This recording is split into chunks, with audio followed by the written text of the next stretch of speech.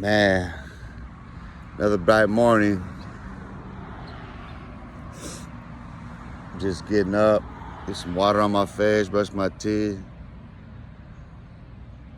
Come out here and check the temp, see how it's feeling. It's already warm. It's already warm. But you know, this is Phoenix. This is the Valley of the Sun. We're known for this.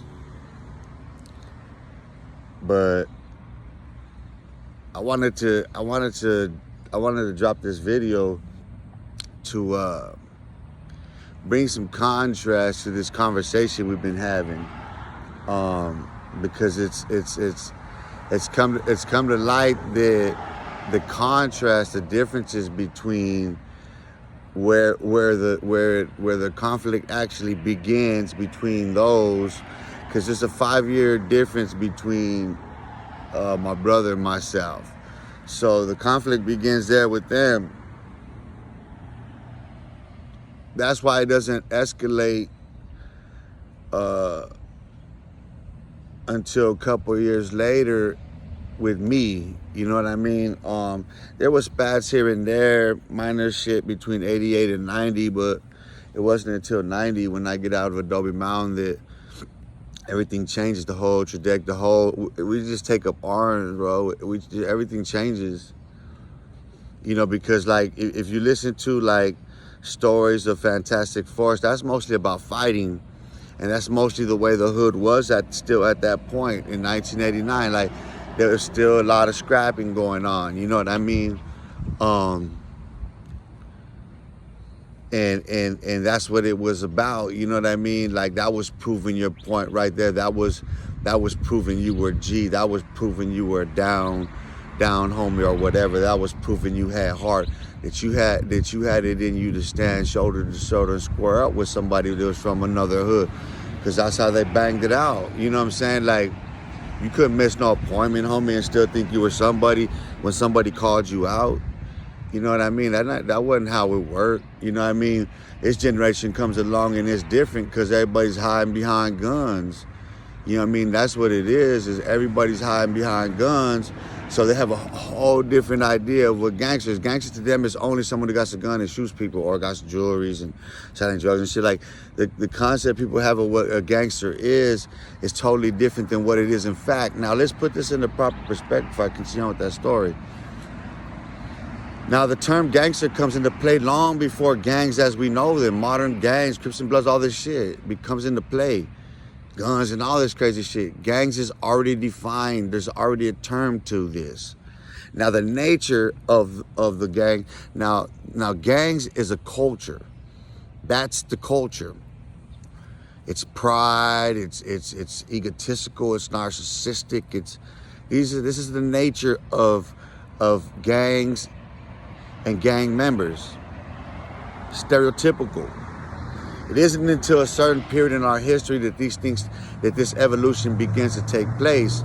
And the evolution begins to take place in 1970, in the late 60s, 70s, and then there's just an explosion of it.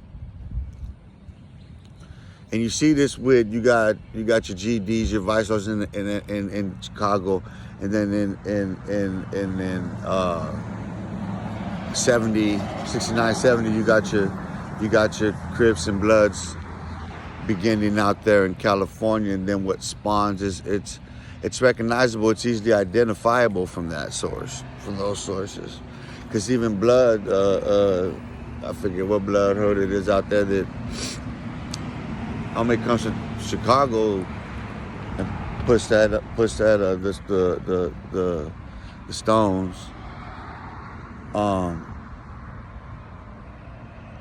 But so the nature of the soil, of the church, of the culture, it changed, it rotted. You know what I'm saying? With the more rotten trees that fell into the more rotten fruit that died and rotted in the soil, the worse it became. You see what I'm saying? So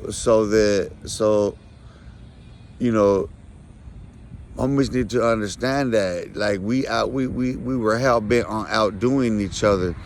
Now Now you got into a point where to outdo anyone from the hood, you essentially got to go down death row. You got to die. Like, because if you're from Dupes, you know that all the killing, all that shit doesn't impress none of us. Like, none of that impresses us. But see, it goes back to what I was saying about like just with my brother's generation, just with them, being 5 years older, how they did things, how things were done. And mind you, I did things with them, so I grew up like that. I grew up schoolyard. See, little homies ain't schoolyard. Like, you guys doesn't come after that. You guys are not schoolyard. Like, all of us from my generation and up, like, we're schoolyard.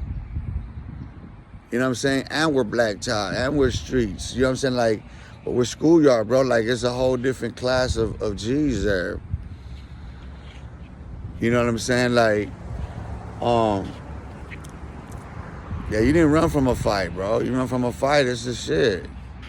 You know what I mean? Like, you see I posted that comment on Facebook about our freshman year in '89 at North, what that was like, the transition to change, because, you know, when Benji and them were there, yeah, Fantastic Force was the deepest. 9th Street was pretty deep there. They were deep. You know what I mean? That wasn't the same otherwise when it came to the knuckleheads, you know what I'm saying? They're like, I'm pretty sure there's a bunch of project kids, I'm certain. You know what I mean? I can recall a few of them that graduated during that time with my brother. I mean, there's still a picture of, who is it, me, Joe, Rodney, Joe, Rodney, and Gabe, or is it Jerry and Gabe? But there's a few different pictures from that day when they graduated in '88. You know what I mean? So you see this transition from 1988, and we're still thumping that in 1989. You know what I mean? Yeah, those of us my age, we started to turn. You know what I'm saying? Like, we started to turn in the worst of ways at that point, and you know, a lot of what wasn't really innocent at all. Anyway, shit we were doing, because it's, you know, we're stealing cars and all kinds of other crazy shit. But it turns at that point because a lot of us start getting guns. Well, actually, like '88 was just crazy anyway at that point, because that's when we started wearing red and Dupavilla, and then that, you know, we start banging with the Crips there and shit. Like, for my generation, wasn't many of them around, not in Dupavilla at that point, because that's '86. They got pushed out quick. But then, you know, there's still this conflict with the Crips in general. You know what I mean? Where they were having war with each other, with the Cali Crips anyway. But I mean, when I think back to the innocence of it, bro, like, it's that, bro. If you got beef with somebody, you got a problem with somebody, you take it to the playground, bro. You take it to the field. You take it to that spot where everybody gets together and you gotta thump it out. Unless it's right there on site and they just, you know. But we had spots over there, like they just thumping the alley right there by Mr. Heroes or different spots people used to thump at, bro. You had to show your shit, bro. We had turkey bowls every year. You know what I mean? Hoods used to call hoods out to the turkey bowls and shit. And it's, you know, you had to go there, bro. If it was gonna be a turkey bowl over there, you gotta go. Homies gotta go. But now you see what it is. Like I said, I mean, you're clutching guns out of fear, right? You're saying that something could happen, so you're getting guns because something could happen, and that's a phobia. You know what I mean? But I just want everyone to understand where we come from. You know what I mean? Because even like the generation that follows up the mind, like the little homies that they're wilding out, they're teens and they're at that age where they got the park benches and shit. You know, them with Greg Freeman, all them Dustin the Chicks, Stomps, all of them Bumps was out there too. The whole lot of them Ghosts, the whole lot of that generation out there, like, cause like I remember when Satisfied and them moved in there, and then like I don't remember when Dustin. I was gone already when Dustin Lunatic them moved in there, but I remember when Satisfied and them moved in there. You know what I mean? And so those are the ones that I find out that when I get back out after, you know, I go in on that first case and I get back out, those are the ones that I find on the park bench. And like I used to kick it with the homies, dog, like the little homies. Like I used to be on that park bench over there with them, and I even did dirt with them. You know what I'm saying? Like I've even went out and did dirt with the little homies, and it's one of those things where, you know, I have a greater responsibility, like I say, to the cause, man. People don't get it. People don't understand. You know what I'm saying? And it's primarily because of who I'm speaking about and the truth is being told. Nah, like, look, man, karma's a bitch. Just make sure that bitch is beautiful because she's going to catch back up with you. You know what I mean? Because, you know, that's the reality of it. That's the fate of all of us. We can't do that. You know what I mean? And for those to suppose that when there's never been a right, there's never been a recompense, and never been a reward, ain't never been nothing for my grievance. You know what I'm saying? For the betrayals I suffer. And it's not even about that no more, man. You know what I mean? Because I know what I'm doing here. You understand what I'm saying? I know exactly what I'm doing here. Because there's lives on the line. There's a lot at stake. And this is the life that I've lived. This is the life that some of us from the project, some of us from the east side chose to live, while others who were from the same neighborhood didn't. But there's shit from that's still outstanding that's got to be addressed. That's just, the rug's up. You see what's there now. You know what I mean? Because that, in order to get to that jewel, that is the story that I'm speaking on, that I'm just, it is your little grains of sand on the beach. That's all I'm dropping is grains of sand, because there's not more people to chime in on the conversation. But that's what adds to the conversation. It's just like the little homies don't know that when I grew up, there was homegirls that had sets in the hood. Homegirls that had sets in the hood. They would thump it out with the homeboys. Like, there's gang of stories of homegirls smashing the homeboys in the hood. Don't get it twisted, dog. Like, homies from those generations will tell you where shit was different, man. You know what I mean? And you know, it has not always been this way. And that's the thing is there's a lot of us, even those that were on the park bench then, who are now in their 40s. You know what I'm saying?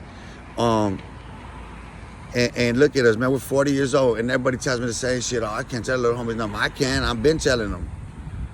And I've been telling you guys, too. Now I'm trying to show everyone. Trying to get everyone to see this shit. You know what I mean? Because those of us who are in our 40s or even in the 30s, shit, homies ain't banging, ain't thugging it out like that. And it's like, you know, and we know because, you know, we made it through. We want to see them through it, but then, you know, you want to stand there and watch them go through it. Nah, you know, we got to collectively see our way out of it. Because it's not just us, man. I see all kinds of both men and women who are influenced by our upbringings, by that place. And it shows in the way we socialize.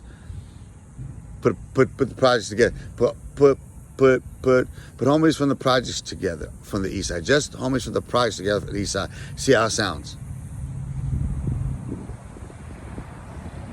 Put homies from the projects together with the rest of the homies from the east side. See how it sounds. Now put homies from the east side with homies from the west side and see how the differences sounds. How much more different it sounds. There's a lot that people don't understand about where we come from. Know thyself. Know thyself. You know what I mean? And this is what I'm trying to give to the people is to us, to our community, is a greater knowledge of ourselves. You know what I mean? Yeah, I mean, look, bro, our rep as a hood, I can't do nothing about that. You think I can knock that fucking reputation? No. I can't knock nothing nobody's done. None. I can only point it out. And there's those that I will never go to with.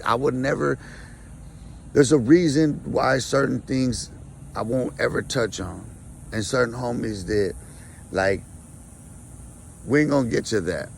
There's just certain shit that's never gonna be spoken on here. But for the most part, you know, motherfuckers don't understand where we come from and how we get down and why you don't come fuck around these parts and why we're still embroiled in this bullshit. It's bullshit, man. It's really bullshit. But I'm gonna leave everyone with that. I gotta get going for my day. And I'm out. Peace.